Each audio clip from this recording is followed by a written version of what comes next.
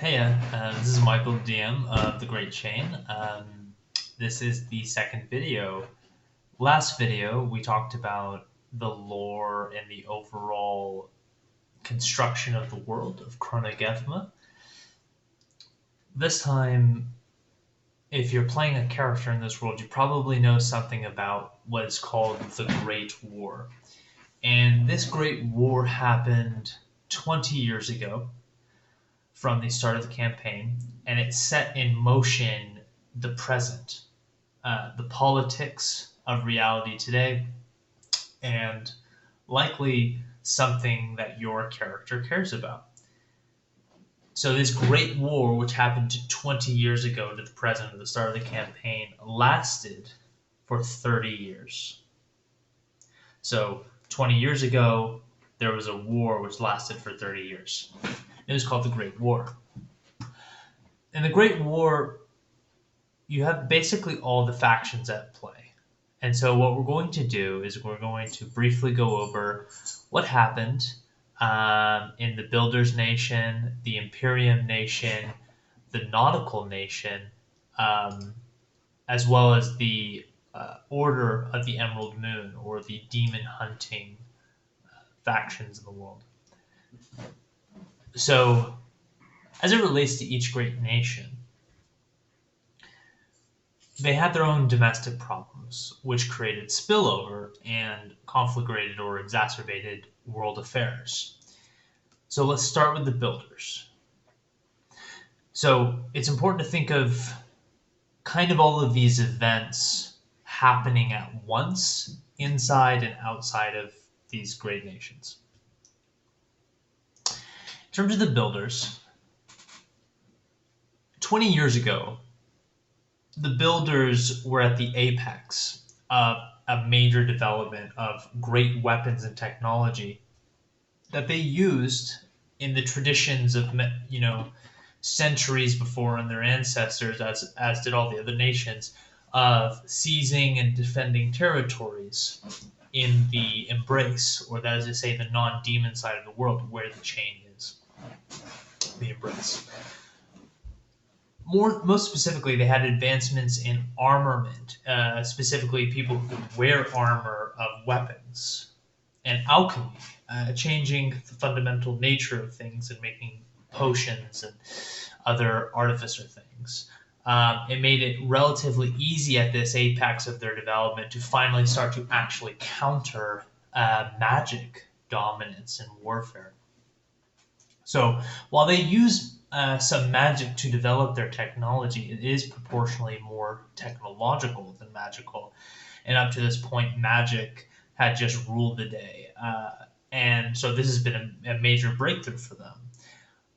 At the same time, from major breakthroughs also are bred extreme ideologies about progress, technology, and the relative ignorance that other nations like the Imperium or the Knots have of not accepting these things the builders thought they found, these truths about mechanistic and material reality.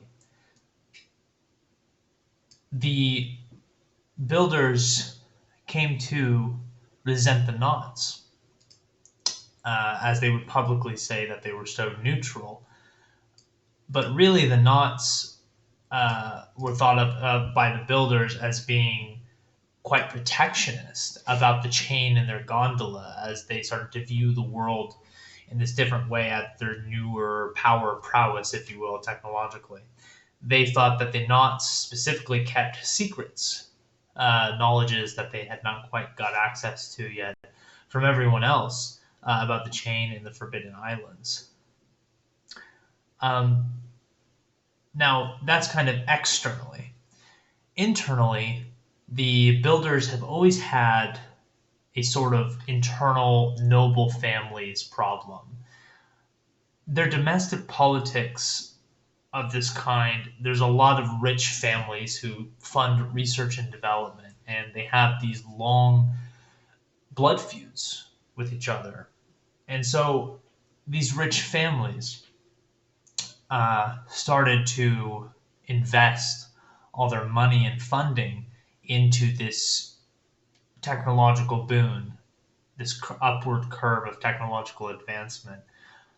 And as such, it bled out into proxy wars of old money, basically families funding to settle these feuds.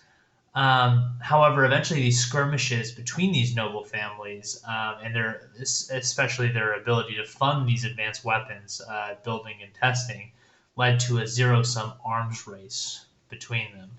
As such, to continue this protracted and expensive campaign of blood feud, the noble families of the builder nation resorted to selling weapons to anyone who could buy them, these advanced weapons that the world had not seen before, and thereby distributing new weapons of incredible power outside the builder's nation. The effect of these weapons distribution was that eventually neither of these three great nations, the Imperium, the Knots, and the Builders, could tell who was who because everyone started to use builder weapons. Therefore, to everyone else in the world, the rise of builder weaponry, tech, and power needed to be countered. And all the while this is happening, the natural hatred of the Imperium is brewing and building in the Builders faction because they represent kind of the opposite of their technological and material truths, as well as the long paradigm of magical dominance and Imperium dominance in the world. So let's move on to the Imperium nation. The Imperium, during the Great War, has suffered extreme inquisition. Now, the Imperium has always had these flare-ups of extreme inquisition and under several different popes, but none so as the most recent pope, or the last pope, that is Pope Luther Borgia. Pope Luther Borgia. He spared no one who should deviate from the faith or embrace builder technology. Pope Luther was an incredibly gifted cleric, and he used his mastery, his natural talent, in magics to control the Imperium with an iron fist. Near the end of his reign, he started to use necromancy magics to publicly torture or kill those who would not convert to his extreme ideologies about the chain and the chain's relationship to God, as well as the body faith and their relationship to God. During the Great War, Luther's domestic terror weakened the Imperium internally, and it looked for a while as if the Imperium would be no more if this internal strife continued. This is to say that the Imperium would likely have been sapped of the necessary strength required to defend itself against the Builders and the Knots alike. Therefore, they were fighting for survival on two fronts. Mad Luther, as he came to be known and nicknamed, presided among many atrocities over the mass genocide of over 1,000 banders. If you recall from the previous video, banders are factional, regional dissenters. They're an offshoot of the Imperium. He killed half of this 1,000 banders in one flurry of necromantic spells, yelling and subsequently coining the now pejorative term while he was killing them, abandoners. And he did this to them as they were in the Imperium capital square, which is where the banders start their traditional exploration pilgrimage of religious autonomy. After he killed those 500 banders in public view in broad daylight, he raised them from the dead using those same necromancy powers. And this 500, which he raised, is now referred to as Luther's converts. He made these dead soldiers of his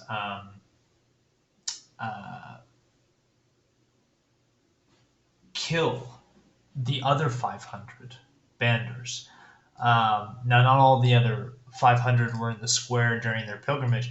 Some were with their families in the Imperium, and so he forced or commanded these zombie banders to go into their family homes and kill them, as well as their families, and raze their homes.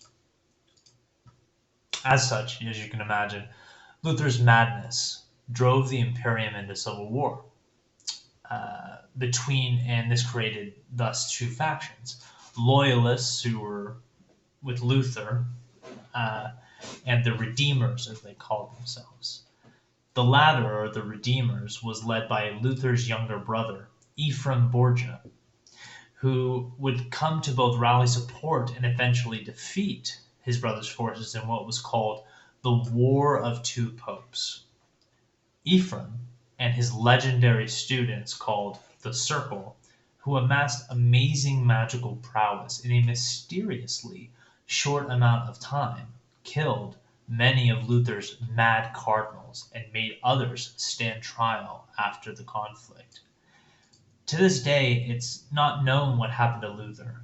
Some say he was killed by his brother Ephraim, and others whisper in the darker corners of the more hidden corners of the Imperium that Ephraim could not bring himself to execute his brother, even for the sake of the Imperium. He chose to exile him instead, some say. It is known, however, that Luther was much more powerful than Ephraim in the magic arts. Even when they were young boys, powerful magic came as naturally to him as did breathing the rest of us.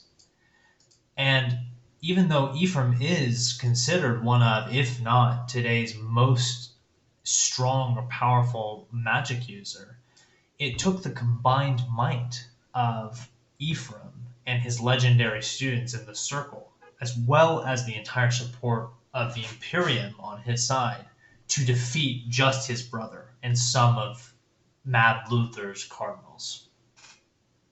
To give you perspective on just how powerful Mad Luther was.